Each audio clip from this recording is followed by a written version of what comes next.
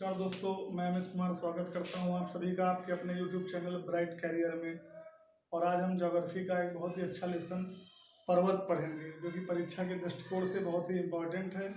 उससे संबंधित जितनी भी बातें हैं, जितने भी तथ्य बनते हैं, उन सभी का हम विश्लेषण यहाँ बारी बारी से करेंगे। दोस्तों, बात हो रही है पर्वत की, तो सबसे पहली बात आती है कि पर्वत होते क्या हैं, कि पर्वत क्या हैं। धरातल के वे भाग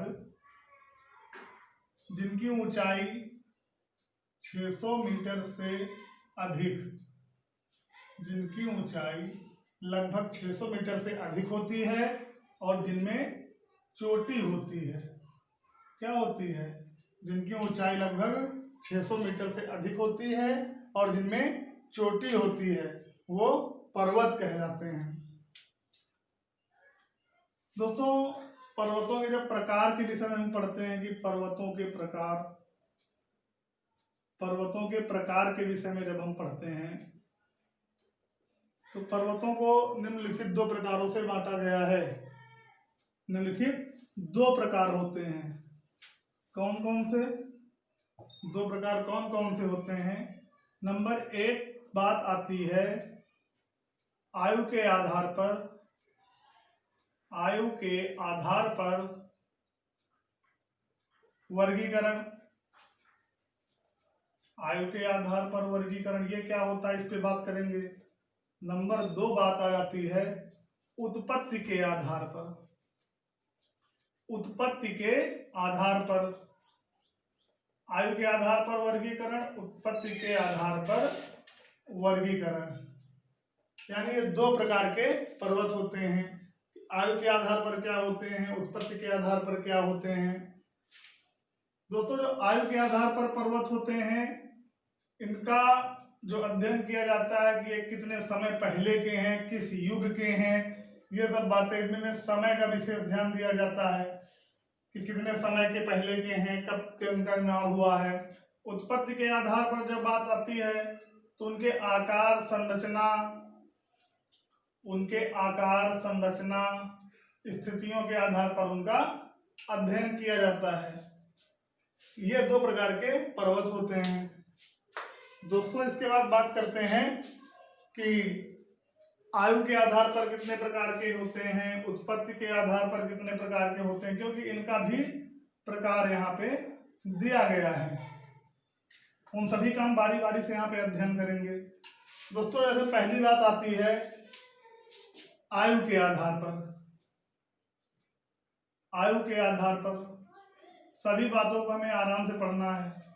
आयु के आधार पर तो हमने बताया कि इनका समय के आधार पर कि कब इनका निर्माण हुआ, उसके अकॉर्डिंग इनको बांटा गया है।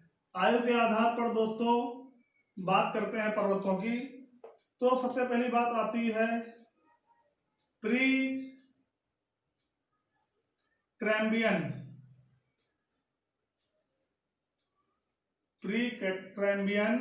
पर्वत। प्री कैम्ब्रियन पर्वत, ये कैसे पर्वत होते हैं दोस्तों? ये बहुत ही प्राचीन पर्वत हैं। ये बहुत ही प्राचीन पर्वत हैं और इनका जो निर्माण हुआ था महाद्वीपीय विस्थापन के पहले। कब हुआ था? यानी कि ये सबसे प्राचीन पर्वत हैं और इनका निर्माण महाद्वीपीय विस्थापन जब हुआ था, महाद्वीपों का विस्थापन हुआ था। इसका अध्ययन हम वेगनर के महाद्वीपीय विस्थापन के लेसन में पढ़ेंगे। तो उसके पहले का निर्माण हुआ था। ये सबसे प्राचीन पर्वत माने जाते हैं प्री कैम्ब्रियन पर्वत। तो जब महाद्वीपीय विस्थापन सिद्धांत के पहले हुआ था। इनमें जैसे उदाहरण पूछता है दोस्तों, उदाहरण की बात करता है पेनाइन पर्वत। आपको उदाहरण दे देगा कि पेनाइन पर्वत किस उसका उदाहरण है, किस पर्वत का उदाहरण है, किस युग का है। तो आप बता सकते हैं कि ये प्री कैम्ब्रियन पर्वत है, ये यूरोप में पड़ता है। पेनाइन पर्वत।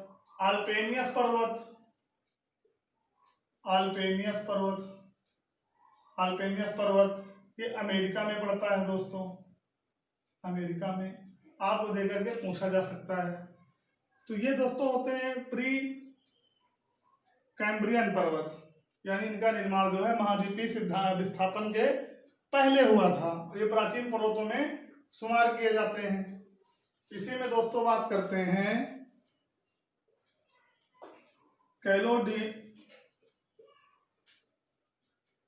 कैलिडोनियम, क्या कैलिडोनियम पर्वत, कैलिडोनियम पर्वत, कैलिडोनियम पर्वत। दोस्तों ये कैसे पर्वत हैं? दोस्तों इनका निर्माण पैलियोजिक युग में हुआ था, ये पूछ सकता है।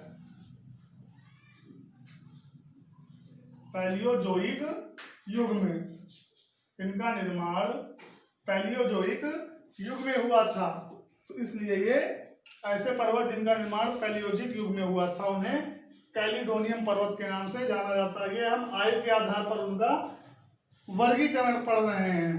तो इसके अंतर्गत भी कुछ उदाहरण आते हैं। ये दूसरे प्रकार के पर्वत हैं,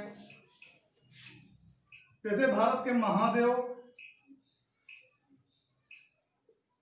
और विंध्याचल पर्वत। भारत के महादेव और विंध्याचल पर्वत ये कैलिडोनियम पर्वत के उदाहरण हैं। इनका निर्माण जो है पैलियोजोइक युग में हुआ था। तो आपसे पूछ सकता है कि महादेव पर्वत कैसा उदाहरण है, तो आपको ये सब बातें याद रखनी है। आगे बात करते हैं दोस्तों कि और क्या टाइप होते हैं। पहला हमने पढ़ा प्री कैम्ब्रियन पर्वत, दूसरा है कैलिडोनियम पर्वत। अब आगे हम बात करते हैं हर्सिनियस, हर्सिनियन। कौन सा दोस्तों? हर्सिनियन,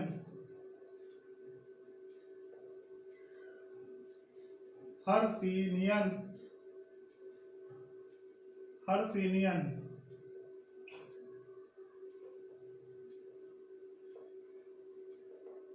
दोस्तों इनका भी निर्माण पैलियोजोइक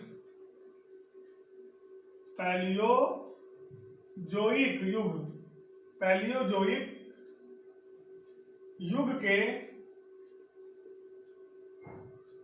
पार्मियन, पैलियोजोइक कल्प के पार्मियन युग में हुआ था। जो कैलिडोनियम थे उनका पैलियोजोइक कल्प में उनका निर्माण हुआ था, और इनका भी निर्माण पैलियोजोइक में हुआ है, लेकिन एक बात याद रखनी है कि पार्मियन युग में। तो ऐसे पर्वत जो है हर्सिनियन पर्वत के अंतर्गत आते हैं, जैसे कि ब्लैक फॉरेस्ट जर्मनी। पूछ सकता है आपसे उदाहरण देकर के कि किस पर्वत का उदाहरण है। दोस्तों इसी प्रकार बात करते हैं नवीन पर्वत की। नवीन पर्वत ये क्या होते हैं? इनका निर्माण सबसे बाद में हुआ है, इनका निर्माण बाद में हुआ है, और सेनोजोइक युग में हुआ है। ये बात खास है कि इनका निर्माण सेनोजोइक युग में हुआ है। ये सबसे बाद के पर्वत हैं, लगभग 30 मिलियन वर्ष पूर्व, 30 मिलियन वर्ष पूर्व इनका निर्माण हुआ है। ऐसे पर्वत नवीन पर्वत के अंतर्गत आते हैं, जैसे हिमालय, रॉकी, एंडीज। दोस्तों यहाँ एक बात और याद करने वाली है, जो एंडीज पर्वतमाला है ये सबसे बड़ी पर्वतमाला है। क्या है? सबसे बड़ी पर्वतमाला। इस बात का आप विशेष ध्यान दीजिएगा कि जो एंडीज पर्वतमाला है ये सबसे बड़ी पर्वतमाला है। तो दोस्तों ये आयु के आधार पर पर्वतों का वर्गीकरण था। इसके बाद हम बात करते हैं उत्पत्ति के आधार पर। अब दूसरी बात आ जाती है उत्पत्ति के आधार पर, उत्पत्ति के आधार पर। तो उत्पत्ति के आधार पर जब हम बात करते हैं तो पहला प्रकार पढ़ते हैं वलित पर्वत। वलित पर्वत, ये कैसे पर्वत होते हैं? ऐसे पर्वत जिनमें वलन पड़ता है आंतरिक क्रियाओं के द्वारा, आंतरिक क्रियाओं के द्वारा दबाव, वलन या संपीड़न, ये लंबाई में इनकी लगातार वृद्धि होती है, इनकी लंबाई लगातार बढ़ रही है। ऐसे पर्वतों को वलित पर्वत कहते हैं। इनमें दबाव पड़ता है, नीचे से संपीड़न होता है, तो इनकी लंबाई कुछ ना कुछ जरूर हर साल बढ़ती है। जैसे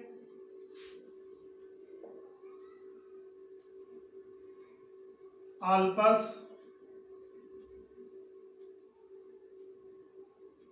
हिमालय, एंडीज आदि ऐसे पर्वत वलित पर्वत के उदाहरण। पूछ सकता है कि आल्प्स पर्वत कैसा पर्वत है, तो आप बता सकते हैं। हिमालय पर्वत किसका उदाहरण है? इनमें बलन होता है। आगे की बात करते हैं ब्लॉक पर्वत।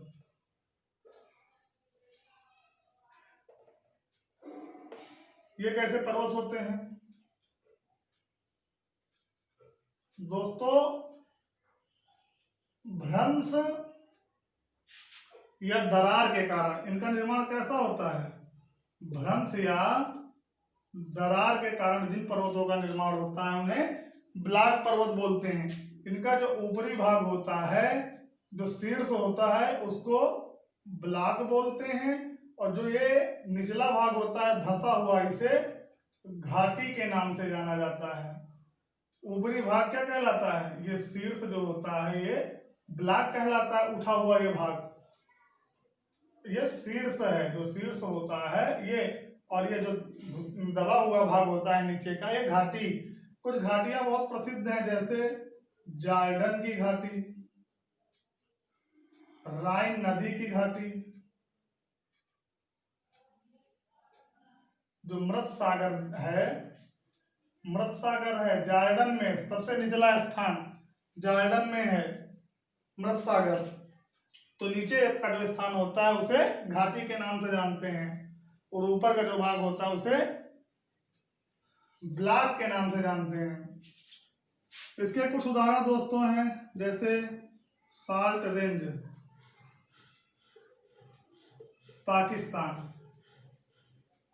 साल्ट रेंज कहाँ पे है? पाकिस्तान पे। ब्लैक फॉरेस्ट जर्मनी, कहाँ पे है? ब्लैक फॉरेस्ट जर्मनी में है। तो आशा करते हैं कि आपको समझ में आ रहा होगा। आप आराम से पढ़ते जाइए और हम बहुत ही आराम से पढ़ाएंगे। जहां भी कोई दिक्कत होती है, हम हमेशा कहते हैं आपसे कि आप अपने सुझाव हमें जरूर भेजिए। कहीं भी कोई कमी नजर आती है, क्योंकि पूर्ण परफेक्ट कोई नहीं हो सकता है, बस सहयोग आप करते रहिए। तीसरी बात हम करते हैं, हमने दो प्रकार में पढ़ लिया, वलित पर्वत, ब्लॉक पर्वत, ज्वालामुखी पर्वत। ज्वालामुखी पर्वत, ये कैसे पर्वत होते हैं दोस्तों? ऐसे पर्वत जब मैग्मा बाहर निकलता है ज्वालामुखी विस्फोट के बाद, तो जिनका निर्माण होता है, जिन पर्वतों का, वो क्या कहलाते हैं? ज्वालामुखी पर्वत कहलाते हैं। जो ऊपर का भाग होता है ये कीपाकार होता है, कीपाकार, और इसमें जो छेद होता है उसे क्रेटर बोलते हैं, क्रेटर। और ज्वालामुखी पर्वत का जो आकार होता है दोस्तों, वो शंक्वाकार होता है, यानी शंकु के आकार के होते हैं, ये शंक्वाकार होता है, और इनका निर्माण लावा या मैग्मा के द्वारा होता है। लावा या मैग्मा से इनका निर्माण होता है। कुछ प्रमुख ज्वालामुखी पर्वत माउंट फ्यूजियामा कहाँ है? जापान में है। माउंट फ्यूजियामा है। पोपा है म्यांमार में। विसुवियस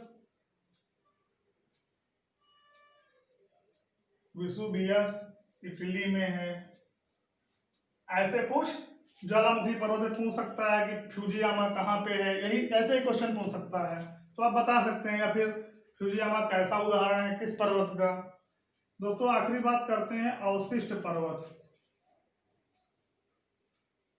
अवशिष्ट पर्वत ये कैसे पर्वत होते हैं? दोस्तों ये ऐसे पर्वत होते हैं जिनका आकार कभी बहुत बड़ा हुआ होता है, लेकिन निक्षेपण के द्वारा, क्षरण के द्वारा, निक्षेपण या क्षरण के द्वारा धीरे धीरे इनका आकार छोटा हो जाता है। आकार छोटा हो जाता है, तो ये अवशिष्ट पर्वत कहलाते हैं। पहले कभी बहुत बड़े होते हैं और बाद में क्षरण के द्वारा, निक्षेपण के द्वारा ये छोटे हो जाते हैं, इनका आकार छोटा होने लगता है, तो ये अवशिष्ट पर्वत कहलाते हैं। जैसे भारत की अरावली पर्वतमाला, ये विश्व की सबसे प्राचीनतम पर्वतमालाओं में शुमार करे जाते हैं भारत के अरावली पर्वत, इस बात का याद रखना है। पारसनाथ, पश्चिमी घाट आदि जो अरावली पर्वत हैं, ये विश्व के प्राचीनतम पर्वतों में शुमार किया जाता है। तो दोस्तों इस प्रकार से पर्वतों से संबंधित अध्याय था। आशा करते हैं कि आपको अच्छा लगा होगा, समझ में आया होगा। और हम हमेशा कहते हैं कि आप अपने सुझाव, अपनी बात जरूर पहुंचाएं। जितना सुधार हो सकता है हम करने को तैयार हैं। अभी शुरुआत है, बस आप सहयोग बनाए रखें और हमारे चैनल को जरूर सब्सक्राइब करें, हम कहते हैं। बाकी आप मन लगा के पढ़ते रहें, पढ़ाई करते रहें। धन्यवाद।